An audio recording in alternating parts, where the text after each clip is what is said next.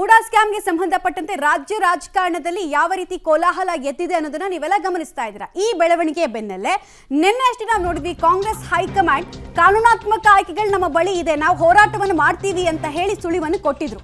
ಮೂಡಾ ಗದ್ದಲದ ಬೆನ್ನಲ್ಲೇ ಸಿಎಂ ಕುರ್ಚಿ ಸೇಫಾ? ಹಾಗಾದ್ರೆ ಈ ಪ್ರಶ್ನೆ ಇದೆ. ಅಗತ್ಯ ಬಿದ್ರೆ ಪ್ಲಾನ್ ಬಿಗೆ ಸಿದ್ಧತೆಯನ್ನ ಮಾಡಿಕೊಳ್ಳಲಾಗ್ತಾ ಇದೆ. ಎಲೆಕ್ಷನ್ ಹೊತ್ತಲ್ಲಿ ಹೈಕಮಾಂಡ್ಗೆ ಅತಿ ದೊಡ್ಡ ಸವಾಲು ಎದುರಾಗಿದೆ. ಗ್ಯಾರಂಟಿ ಅಸ್ತ್ರವನ್ನ ಬಳಕೆ ಮಾಡಿಕೊಳ್ಳಿ, ಜನಪ್ರಿಯತೆಯ ಗ್ಯಾರಂಟಿ ಅಸ್ತ್ರವನ್ನ ಬಳಕೆ ಮಾಡಿಕೊಳ್ಳಿ ಅಂತ ಸಿಎಂಗೆ ಸೂಚನೆ ಕೊಟ್ಟಿದ್ದಾರೆ. ಜೊತೆಗೆ ಹಿಂದುಳಿದ ವರ್ಗದ ನಾಯಕನ ಮೇಲೆ ಆಗ್ತಾ ಇರುವಂತಹ ಪ್ರಹಾರ ಅಂತ ಬಿಂಬಿಸಿ ಅಂತ ಹೇಳಿಬಿಟ್ಟು ಕೂಡ ಒಂದು ಸೂಚನೆಯನ್ನು ಕೊಟ್ಟಿದ್ದಾರೆ. ಹಾಗಾದ್ರೆ ಮೂಡಾ ಹೋರಾಟದಲ್ಲಿ ಕಾಂಗ್ರೆಸ್ನ ಆಯ್ಕೆಗಳು ಏನೇನು, ಹಾದಿ ಹೇಗಿದೆ, ಡೀಟೇಲ್ಸ್ ಇದೆ, ನೋಡ್ಕೊಂಡು ಬರೋಣ ಬನ್ನಿ. ಮೂಡಾ ಗದ್ದಲ ಬೆನ್ನಲ್ಲೇ ಸಿಎಂ ಸೇಫ್, ಅಗತ್ಯ ಬಿದ್ದರೆ ಪ್ಲಾನ್ ಬಿಗೆ ಸಿದ್ಧತೆ. ಸಿಎಂಗೆ ಹೈಕಮಾಂಡ್ ಮಾಹಿತಿ. ಮೂಡಾ ಪ್ರಕರಣದಲ್ಲಿ ಸಿಎಂ ವಿರುದ್ಧ ರಾಜ್ಯಪಾಲರು ಪ್ರಾಸಿಕ್ಯೂಷನ್ಗೆ ಅನುಮತಿ ಕೊಟ್ಟ ಬೆನ್ನಲ್ಲೇ ರಾಜಕೀಯ ಚಟುವಟಿಕೆಗಳು ಬಿರುಸಾಗಿದೆ. ದೆಹಲಿಯಲ್ಲಿ ನಿನ್ನೆ ಹೈಕಮಾಂಡ್ ಭೇಟಿಯಾಗಿ ಸಿಎಂ ಸಿದ್ದರಾಮಯ್ಯ ಮಾಹಿತಿ ಕೂಡ ಕೊಟ್ಟಿದ್ದಾರೆ. ಸಿದ್ದರಾಮಯ್ಯ ಕಾನೂನು ಹೋರಾಟಕ್ಕೆ ಹೈಕಮಾಂಡ್ ಬೆಂಬಲವೇನೋ ಕೊಟ್ಟಿದೆ, ಆದರೆ ಅನಿವಾರ್ಯವಾದರೆ ಪ್ಲಾನ್ ಬಿಗೂ ಕೂಡ ಹೈಕಮಾಂಡ್ ಆಲೋಚಿಸಿದೆ. ನಿನ್ನೆ ಮಾತುಕತೆಯ ವೇಳೆಯೂ ಈ ಸಂದೇಶ ರವಾನಿಸಿದೆ.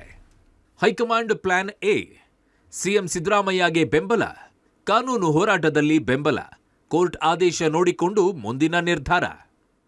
ಹೈಕಮಾಂಡ್ ಪ್ಲಾನ್ ಬಿ, ಅಗತ್ಯ ಬಿದ್ದರೆ ಪ್ಲಾನ್ ಬಿ ಜಾರಿ. ಹೈಕಮಾಂಡ್ ಮಟ್ಟದಲ್ಲಿ ಪ್ಲಾನ್ ಬಿ ಚರ್ಚೆ, ಪರಿಸ್ಥಿತಿಯನ್ನ ನೋಡಿಕೊಂಡು ಮುಂದೆ ಜಾರಿ. ಸಿಎಂ ಬಳಿ ಪ್ಲಾನ್ ಬಿ ನ ಗುಟ್ಟು ಬಿಡದ ಹೈಕಮಾಂಡ್. ಕರ್ನಾಟಕದಲ್ಲಿ ಆಗಿರತಕ್ಕಂಥ ರಾಜಕೀಯ ಬೆಳವಣಿಗೆಗಳನ್ನ ನಾನು ಮತ್ತು ಡಿ.ಕೆ. ಶಿವಕುಮಾರ್ ಅವರು ವಿವರಿಸಿದ್ದೀವಿ. ವಿಶೇಷವಾಗಿ ಮೂಡಾ ಪ್ರಕರಣವನ್ನು ತೆಗೆದು ಪಾದಯಾತ್ರೆ ಮಾಡಿದ್ರ ಬಗ್ಗೆ, ನಾವು ಅದನ್ನು ರಾಜಕೀಯವಾಗಿ ಎದುರಿಸೋದ್ರ ಬಗ್ಗೆ ಬೆಂಗಳೂರಿನ ಹೈಕೋರ್ಟ್ನಲ್ಲಿ ಚಾಲೆಂಜ್ ಮಾಡಿ ಪಾರ್ಟ್ ಆಗಿದೆ, ಇದೆಲ್ಲ ವಿವರಿಸಿದ್ದೀವಿ ಅವರಿಗೆ. ಡೋಂಟ್ ವರಿ, ನಾವು ನಿಮ್ಮ ಜೊತೆ ಇರ್ತೀವಿ. ಇದು ಕಾಂಗ್ರೆಸ್ ಹೈಕಮಾಂಡ್ ಸಿದ್ದರಾಮಯ್ಯ ಕೊಟ್ಟಿರ್ತಕ್ಕಂಥ ಸದ್ಯದ ಅಭಯ ಅಂತ ಹೇಳ್ಬೋದು. ಆದರೆ ಪ್ಲಾನ್ ಬಿ ಇರುತ್ತಾ ಇರಲ್ವಾ, ಈ ಪ್ರಶ್ನೆಗೆ ಸದ್ಯಕ್ಕೆ ಉತ್ತರ ಇಲ್ಲ ಅನ್ನೋದು ಕೂಡ ಹೈಕಮಾಂಡ್ ನಾಯಕರಿಂದ ಸಿಕ್ಕಿರ್ತಕ್ಕಂಥ ಸಂದೇಶ. ಯಾಕೆಂದರೆ ಕಾನೂನು ಹೋರಾಟ ಮತ್ತು ರಾಜಕೀಯ ಹೋರಾಟ ಎರಡೂ ಹೋರಾಟಗಳಿಗೂ ಕೂಡ ನಿಮ್ಮ ಜೊತೆ ನಾವು ಇರ್ತೇವೆ, ನೀವು ಮುಂದೆ ಸಾಗಿ, ಏನೇ ಇದ್ರೂ ಕೂಡ ನೋಡ್ಕೊಳ್ಳೋಣ ಅನ್ನೋ ಮಾತುಗಳನ್ನಷ್ಟೇ ಹೇಳಿರ್ತಕ್ಕಂಥದ್ದು. ಆದರೆ ಪ್ಲಾನ್ ಬಿ ಲೆಕ್ಕಾಚಾರದ ಬಗ್ಗೆ ಯಾವುದೇ ರೀತಿಯ ಗುಟ್ಟನ್ನು ಬಿಟ್ಕೊಟ್ಟಿಲ್ಲ ಅಂತ ಕೂಡ ಹೇಳಲಾಗ್ತಾ ಇದೆ. ಯಾಕೆಂದರೆ ರಾಜಕೀಯ ಪಕ್ಷ ಅಂದಮೇಲೆ, ಈ ರೀತಿಯ ಬೆಳವಣಿಗೆಗಳು ಆದಮೇಲೆ ಖಂಡಿತವಾಗಿ ಕೂಡ ಪ್ಲಾನ್ ಬಿ ಇದ್ದೇ ಇರುತ್ತೆ. ಹೇಳಿ ಕೇಳಿ ಕಾಂಗ್ರೆಸ್ ಹೈಕಮಾಂಡ್ ಪಕ್ಷ.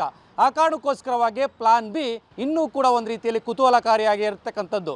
ಹಾಗಾಗಿ ಸಿದ್ದರಾಮಯ್ಯನವರು ಸದ್ಯಕ್ಕೆ ಸೇಫ್, ಆದರೆ ಪ್ಲಾನ್ ಬಿ ಕಾನೂನು ಹೋರಾಟದ ಬಳಿಕವಾ ಅಥವಾ ಇರೋದಿಲ್ವಾ ಅನ್ನೋದನ್ನು ಕೂಡ ಕಾದ್ ನೋಡಬೇಕಾಗಿದೆ. ಎಲೆಕ್ಷನ್ ಹೊತ್ತಲ್ಲಿ ಹೈಕಮಾಂಡ್ಗೆ ಸವಾಲು, ಗ್ಯಾರಂಟಿ ಅಸ್ತ್ರ ಬಳಕೆಗೆ ಸಿಎಂಗೆ ಸೂಚನೆ. ಇನ್ನು ಸಿಎಂ ಭೇಟಿಯ ವೇಳೆ ಕಾಂಗ್ರೆಸ್ ಹೈಕಮಾಂಡ್ ಧೈರ್ಯವನ್ನ ಹೇಳಿದೆ.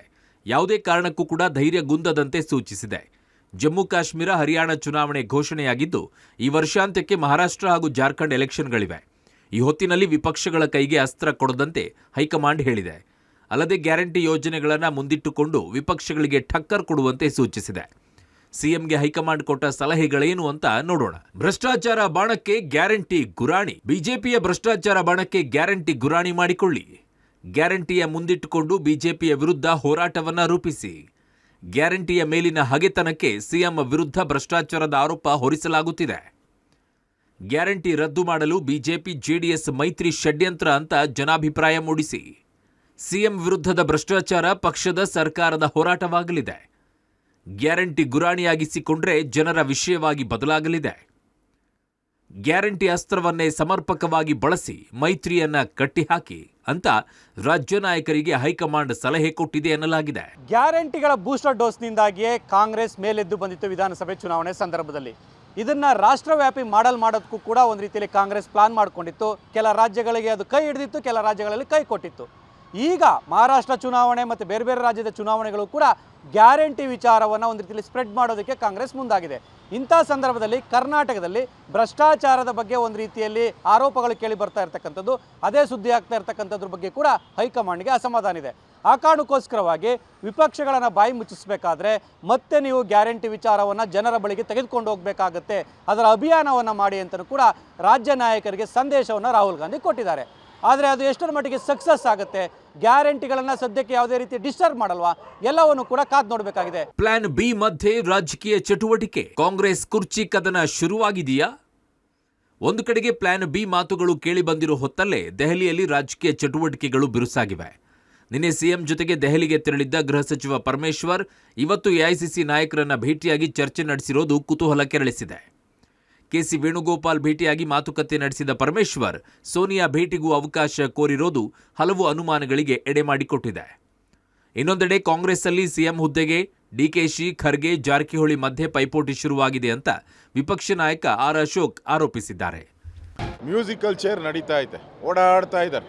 ಇದಾದ್ಮೇಲೆ ಡಿ ಕೆ ಶಿವಕುಮಾರ, ಅದಾದ್ಮೇಲೆ ಪರಮೇಶ್ವರ, ಖರ್ಗೆ ಅವರು ಏಕಾಏಕಿ ಓಡ್ ಬಂದ್ಬಿಟ್ರು. ಖರ್ಗೆ ಅವರ, ಎಂ ಬಿ ಪಾಟೀಲ್ರ, ಜಾರಕಿಹೊಳಿ ಅವರ, ಜಮೀರ, KJ ಜಾರ್ಜ್ ಅವರ, ಏನು ಭಾಳ ಜನ ಓಡಾಡ್ತಾನೆ ಅವರೇ. ಅವ್ರ ಪಾರ್ಟಿಯಲ್ಲಿ ಗೊಂದಲ ಇರುವಂಥದ್ದು. ಸಿದ್ದರಾಮಯ್ಯ ಆದಮೇಲೆ ಯಾರು ಮಾಡಬೇಕು ಅನ್ನೋ ಚರ್ಚೆನೂ ಕೂಡ ಕಾಂಗ್ರೆಸ್ಸಿನ MLAಗಳಲ್ಲಿ ಬಹು ಚರ್ಚಿತವಾದಂಥ ವಿಚಾರ. ಕಾಂಗ್ರೆಸ್ನಲ್ಲಿ ಪ್ಲಾನ್ ಬಿ ಬಗ್ಗೆ ಚರ್ಚೆ ನಡೆಯುತ್ತಿರುವ ಹೊತ್ತಲ್ಲೇ ನಿನ್ನೆ ಮುಖ್ಯಮಂತ್ರಿಗಳ ಜೊತೆಗೆ ದೆಹಲಿಗೆ ಆಗಮಿಸಿದ್ದಂತಹ ಗೃಹ ಸಚಿವ ಜಿ ಪರಮೇಶ್ವರ್ ಅವರು ಇವತ್ತು ದೆಹಲಿಯಲ್ಲೇ ಉಳ್ಕೊಂಡು ಸಂಘಟನಾ ಪ್ರಧಾನ ಕಾರ್ಯದರ್ಶಿ ಕೆಸಿ ವೇಣುಗೋಪಾಲ್ ಅವರನ್ನ ಭೇಟಿಯಾಗಿ ಪ್ರತ್ಯೇಕವಾದಂಥ ಚರ್ಚೆಯನ್ನು ನಡೆಸಿದ್ದಾರೆ. ಅವರ ನಡೆ ಈಗ ಸಾಕಷ್ಟು ಅನುಮಾನಗಳಿಗೆ ಕಾರಣ ಆಗಿದೆ. ಒಟ್ನಲ್ಲಿ ಮೂಡಾ ಸುಳಿಯಲ್ಲಿ ಸಿಲುಕಿರೋ ಸಿಎಂ ಭವಿಷ್ಯ ಆಗಸ್ಟ್ 29ರ ಕೋರ್ಟ್ ಆದೇಶದ ಮೇಲೆ ನಿಂತಿದೆ. ಒಂದು ವೇಳೆ ವ್ಯತಿರಿಕ್ತ ತೀರ್ಪೇನಾದರೂ ಹೊರಬಿದ್ರೆ ರಾಜಕೀಯ ಮೇಲಾಟ ಜೋರಾಗಲಿದೆ. Bureau report, public TV.